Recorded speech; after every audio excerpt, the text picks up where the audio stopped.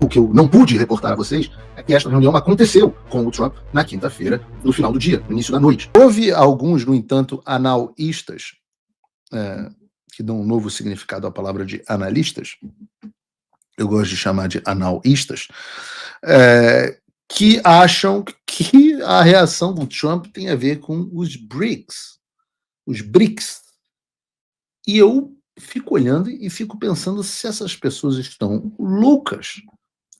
Porque o Trump faz um post especificamente sobre o Bolsonaro, sob a perseguição à oposição política e os apoiadores de Bolsonaro, termina dizendo deixe Bolsonaro em paz, e as pessoas acham que isso é relacionado ao BRICS. Paralelamente a isso, ele fez um outro post relacionado a tarifas no BRICS.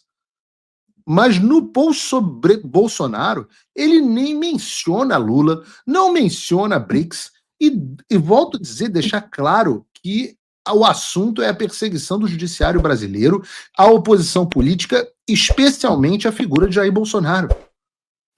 Ou seja, o cara escreve um post falando sobre Bolsonaro, não cita BRICS no post, e a conclusão dos caras é de que o post é sobre BRICS. Sendo que o secretário de Estado já falou sobre sanções por violações de direitos humanos ao Alexandre de Moraes. Na semana passada, o Alexandre de Moraes estava sendo objeto de uma audiência no Congresso. Tem carta dos congressistas aliados do Trump cobrando uma ação a respeito do Brasil. E os caras acham, não, foi aquela reunião do BRICS que não foi totalmente esvaziada, no qual não foram os dois principais países do BRICS, que são a China e a Rússia. Eu não sei o que dizer, eu não sei o quanto disso é estupidez e o quanto disso é para tentar não levantar, fingir que não levantar a bola do Bolsonaro, porque é sempre muito difícil distinguir um certo grau de estupidez da maldade. Mas veja, até mesmo pessoas inteligentes. Ontem eu estava conversando com um grande deputado do Brasil, amigo meu, e ele me perguntou, em reserva, Paulo, a questão do BRICS teve ou não peso nesse posicionamento do Trump? E me falando, não, aqui no Brasil tem muita gente dizendo que a narrativa é a questão do BRICS. E eu falei para ele o que eu vou dizer para vocês aqui agora. Ora, na manhã de segunda-feira, quando eu conversei com o pessoal da Casa Branca, assim, aliás, deixa eu voltar um pouco na história e vou contar um pouco de bastidores para vocês. A reunião, eu passei as últimas semanas dizendo que faltava o assunto chegar à mesa do Trump e que nós estávamos trabalhando para que isso acontecesse e que a ação que eu fiz no Congresso na semana anterior tinha o objetivo de avançar isso e que a carta do Chris Smith tinha o objetivo de avançar isso. Pois bem, o que eu não pude reportar a vocês é que esta reunião aconteceu com o Trump na quinta-feira, no final do dia, no início da noite. E, obviamente, quando o Trump foi brifado, não havia sequer o assunto do BRICS. Não tinha tido reunião de BRICS.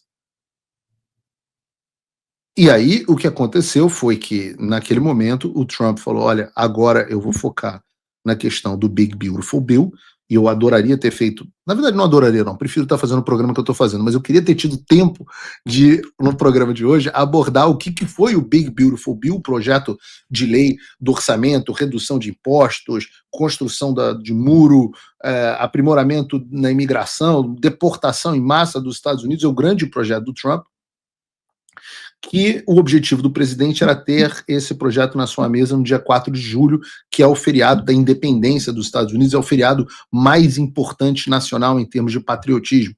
Né? O grande, tem até aquele filme Independence Day, dos alienígenas, etc., que era da época que Hollywood fazia filmes exaltando o patriotismo americano. Agora Hollywood só faz filme esculhambando os Estados Unidos, porque a esquerda atual odeia a América.